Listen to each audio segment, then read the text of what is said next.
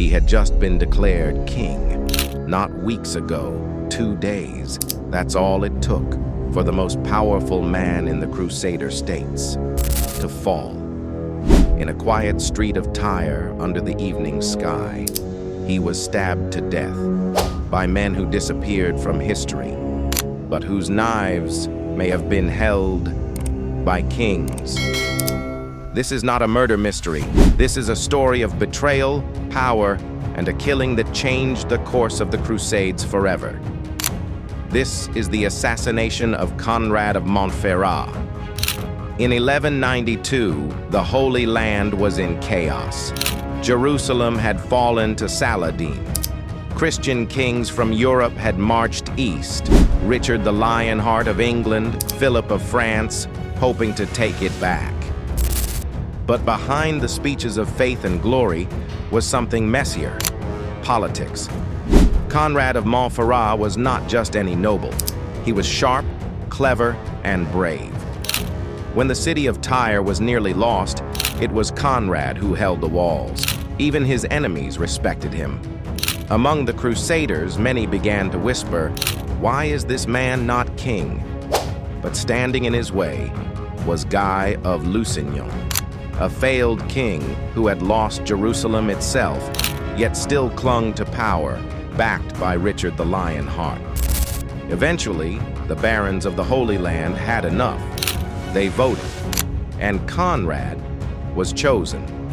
He was to be the new king of Jerusalem. And on April 24th, 1192, the decision became official.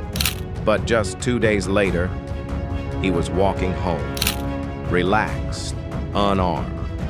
2 men approached him on the street.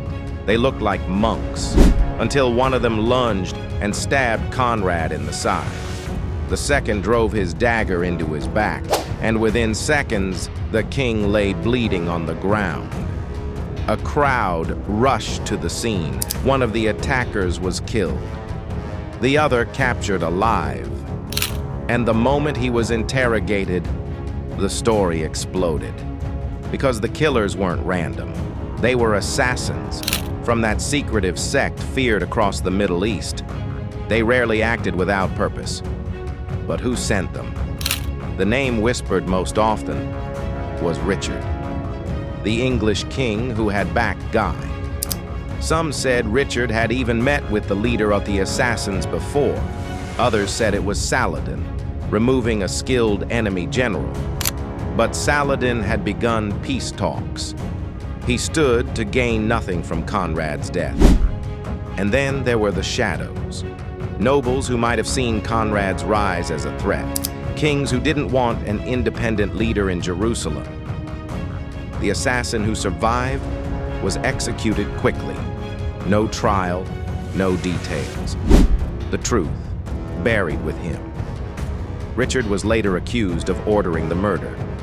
He denied it. But doubt had already spread, even among his own men. After Conrad's death, chaos returned to the Crusader camp.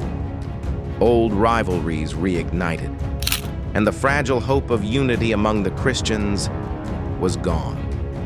Richard would leave the Holy Land. The crusade ended in failure. Jerusalem remained under Muslim control, and the one man who might have changed that was dead, killed by 2 blades, and a decision no one has ever confessed to.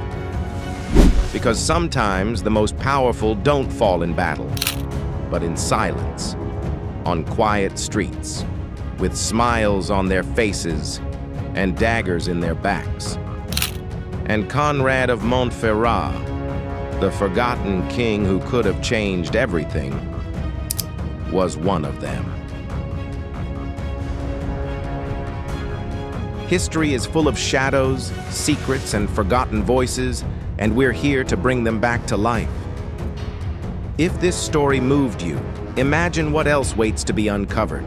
From ancient fortresses to whispered legends, each tale holds power. So if you crave more journeys into the mysterious and the true, don't forget to like this video, leave your thoughts in the comments, and most importantly, subscribe. Because some stories deserve to be told again.